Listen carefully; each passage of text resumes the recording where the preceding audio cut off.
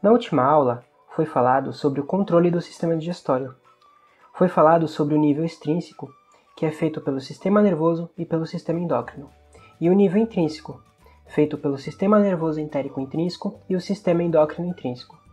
Hoje, nós estudaremos sobre a motilidade do trato gastrointestinal. Veremos também sobre as ondas lentas. E por último, veremos os padrões de motilidades específicos de algumas regiões do trato gastrointestinal. Existem aqui alguns conceitos que precisam ser entendidos. O músculo liso do sistema digestório ele pode gerar movimentos em todos os níveis. Esses movimentos recebem o nome de motilidade. E de acordo com a natureza da motilidade, ela pode promover a retenção, a propulsão ou a mistura do alimento. Um outro conceito importante que precisamos entender é que o tempo que o alimento demora para se deslocar de um local do sistema digestório para o outro é chamado de tempo de trânsito. Quando os movimentos de retenção e mistura se sobressaem, o tempo de trânsito é alto. E quando os movimentos de propulsão se sobressaem, o tempo de trânsito é baixo. Um outro conceito importante é sobre o sentido que algo se move no sistema digestório. Quando algo se move em sentido ao ânus, chamamos isso de movimento aboral. E quando algo se move em sentido à boca, chamamos isso de sentido oral. As células musculares lisas da parede do trato digestório são unidas umas às outras por junções denominadas de nexos. Isso permite que uma conexão elétrica seja criada, formando um sincício. Existem também estruturas especializadas com atividade elétrica espontânea, as chamadas células intersticiais de Cajal. Essas células, elas formam ondas elétricas que se propagam por todas as células musculares lisas em sentido aboral. Essas ondas são chamadas de ondas lentas. Bom, e para a gente entender melhor esse conceito de ondas lentas, precisamos relembrar o que é um potencial de ação.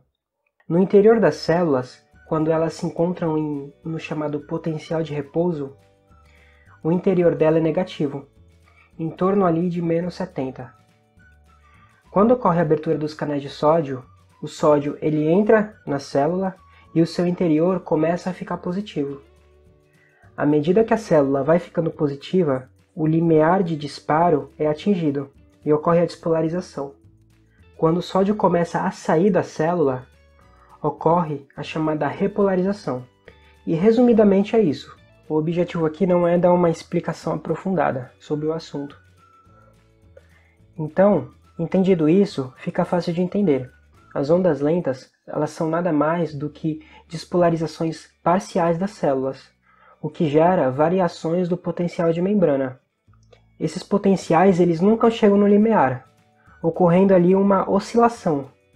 Então a célula vai ficando positiva e depois ela volta a ficar negativa, acontecendo essas oscilações e nunca chegando no limiar de disparo. Essas são as chamadas ondas lentas, e essas ondas elas se propagam em sentido aboral. A contração da musculatura gastrointestinal ocorre quando células musculares são sensibilizadas com substâncias neuroreguladoras do sistema nervoso entérico intrínseco, em conjunto com as ondas lentas, que sinalizam a contração. Isso significa dizer que, apesar das ondas lentas ocorrerem a todo momento nas células, elas não são capazes de estimular a contração. Porém, elas são necessárias para que ocorra uma contração sincronizada da musculatura.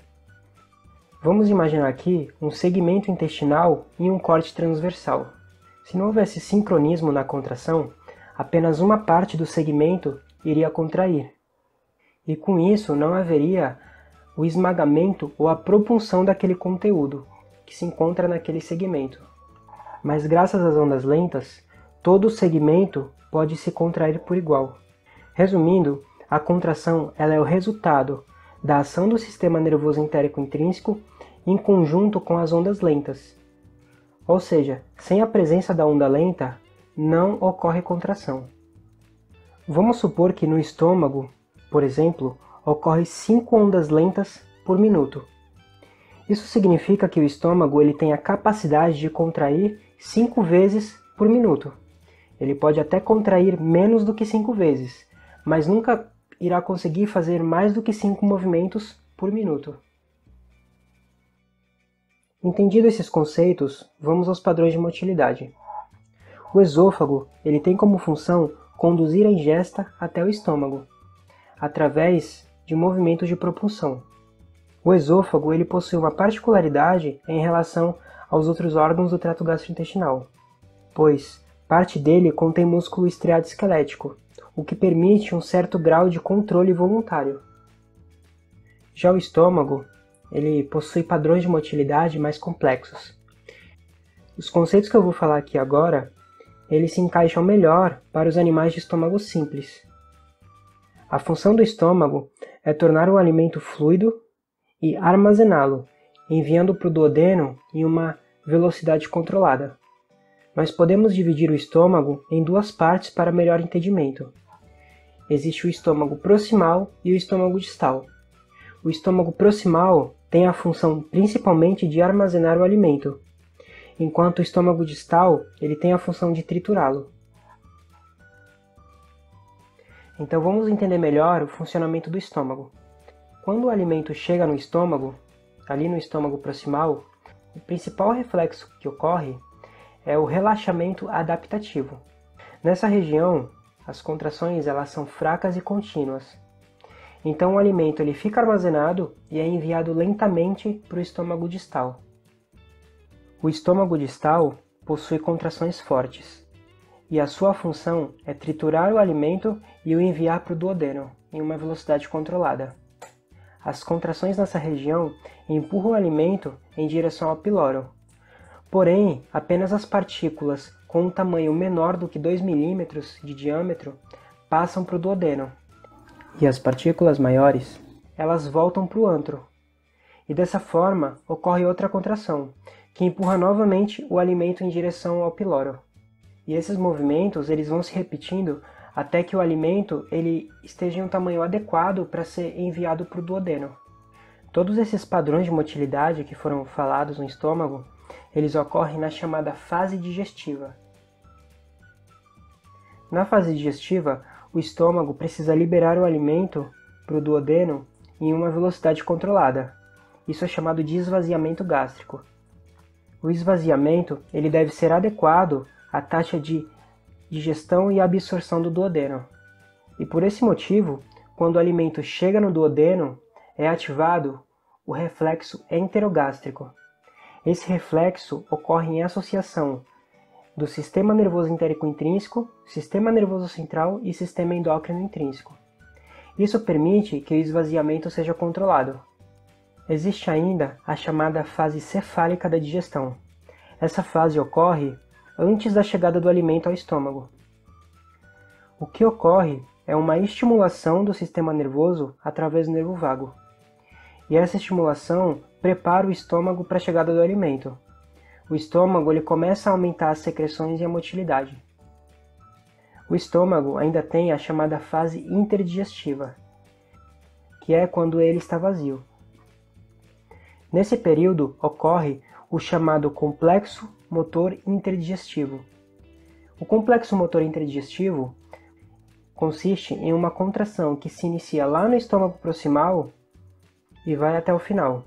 Com isso, todo o alimento que ainda não foi digerido, ou seja, partículas maiores do que 2 milímetros de diâmetro, são empurradas para o duodeno, fazendo uma espécie de faxina.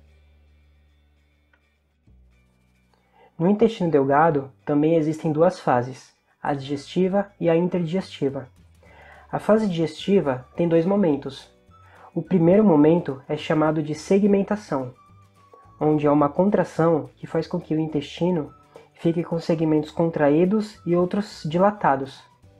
Dentro de alguns segundos, as porções contraídas relaxam, e as que estavam relaxadas se contraem, formando novos segmentos. Esse padrão de motilidade faz com que a ingesta seja misturada com as secreções e se aproxime da superfície absortiva. O outro momento da fase digestiva é o de propulsão, onde a contração empurra o alimento para frente. Esses padrões de segmentação e propulsão vão se repetindo até que o alimento esteja digerido e possa ser absorvido. Na fase interdigestiva, ocorre um movimento parecido com o do estômago, chamado de complexo mioelétrico migrante. Esse movimento consiste em contrações fortes que percorrem longas distâncias, ocorrem no duodeno e percorrem todo o intestino. Isso empurra todo aquele alimento que não foi digerido. Então, além de fazer uma limpeza, também controla a população bacteriana do intestino delgado. Bom, e por fim, falaremos do cólon. O cólon tem muitas variações entre as espécies. O aproveitamento dos nutrientes é diferente, mas de maneira geral, a sua função é fazer a absorção de água e eletrólitos, a fermentação de matéria orgânica e o armazenamento das fezes. Uma particularidade do cólon, em questão da motilidade, é que ele realiza movimentos de retropunção, diferentemente de outras regiões. É isso aí, pessoal. Essa foi a aula de hoje. Espero que tenha ajudado. Valeu!